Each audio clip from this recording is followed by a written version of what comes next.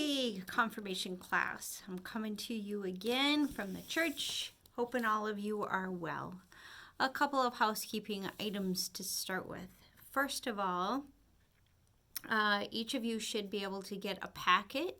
Otherwise, an email has gone out with an attachment. The attachment contains this worksheet called The Flood, and that will be this week's topic. In the packet, we have tried to put in several of them, but for this lesson only, we're going to be doing just this one topic called the flood. If you need your Bible, this is what it looks like. 7th graders especially, you probably do not have this Bible. You probably got a different one when you were in 3rd grade. This Bible is available for you as part of our confirmation curriculum. Just make sure you call the church office. We'll set one out with your name on it, and you can pick it up at your convenience. Otherwise, we'll get them to you when we meet back in person. So those are available to everyone if you have not already gotten one. All right, let's get into our lesson. Today we're covering the flood, which is Genesis chapter 6 through 9. Have on hand your Bible, this worksheet, either online or print it out, whatever works for you, and a pen.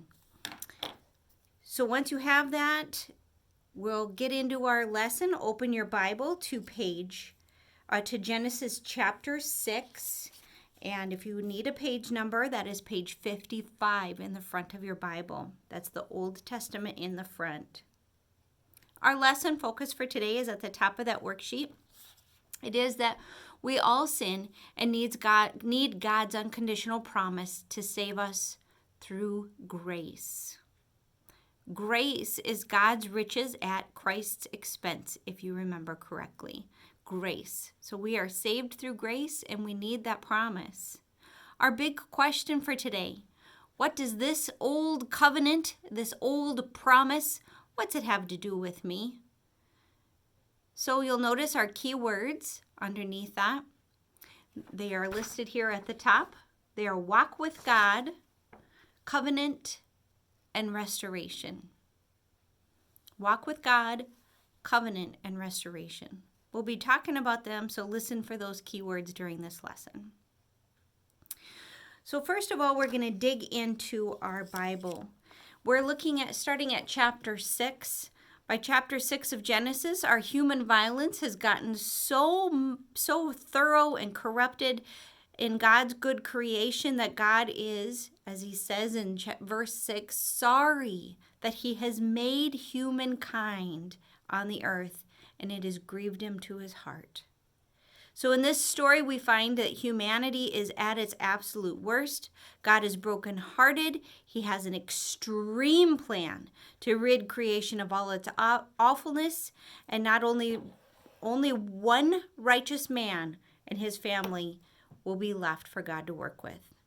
So whether Noah was righteous in the truest sense or just relatively so might be debated, but this story is telling us that Noah is walked with God. So the water then is driven back, and we see the breath of God in chapter 8 blow back the water. And this is the same breath of God that you remember in Genesis chapter 2 that breathed in the breath of life to Adam and Eve and created them. So let's dig in to your Bible. Open up your Bible. We're going to be skipping around. Open up your Bible to chapter 6. First of all, I want you to just page through chapter 6 through 9 and read those blue headlines. This will give you a big picture of what we're talking about in this lesson. Chapter 6, the blue headline is The Wickedness of Humankind. Then you go on, and it's the second half of chapter 6 is Noah pleases God. So not all humankind, it's except Noah. Chapter 7, the great flood. Chapter 8, the flood subsides. The second half of chapter 8, God makes a promise to Noah. And chapter 9, the covenant with Noah. And then The second half of 9 is Noah and his sons. This is talking about what happens to Noah and his family. So those are what we're going to be talking about. If you don't feel familiar with them, or if you need to reiterate to yourself what those are about, push pause now. You can either read these texts, or find a video, or find a children's Bible. Reorient yourself now with what happened with Noah and the flood and how we built the big ark. There's tons of great videos about that. If you feel comfortable with that, let's keep digging into our Bible in a deeper level. We're going to be jumping around, so bear with me. Chapter 9, verse 8 through 11 specifically. This is about the covenant with Noah. So, in your Bible, I want you to read this passage word for word, 8 through 11. Then God said to Noah and to his sons with him, "As for me, I am establishing my covenant with you and your descendants after you, and with every living creature that is with you, the birds and the animals. Every animal of the earth was with you, as many as came out of the ark. I establish my covenant with you that never again shall all flesh be cut off by the waters of a flood, and never again shall there be a flood to destroy the earth." So that is his promise. After keeping Noah and his family and all the animals safe during the flood, God made that covenant. To reinforce the idea, I want you to understand that a covenant is a promise that is made between two people. But what's unique about a covenant is it's made between two unequal people. One of them always has more power than the other. So obviously in this case, God has the power and he's not an equal to Noah, and yet he's making this promise. So he's making the promise to never again destroy the earth. But there's no mention of what Noah is doing to keep up his end of the deal. There's no mention of Noah's part in this covenant. It's always the case with God's grace. The promise doesn't depend on us or our faithfulness. It's always about God gifting us. God cared enough about Noah and his family and through them and all humanity to tell them that what to expect for the future. Okay, so that's Genesis 9. Now I want you to skip backwards to the very beginning. Look back at Genesis chapter 6, verse 9. Chapter 6, verse 9. That's on page 56 of your Bible. Chapter 6, verse 9. It says, "These are the descendants of Noah. Noah was a righteous man, blameless to his generation. Noah walked with God." Get out your pen and underline that phrase there. Noah walked with God. Underline that now. Before the flood, God was very displeased with the wickedness of all the people, and he found Noah's family to be the only righteous people. But Noah walked with God before that happened. So how did God feel about creation?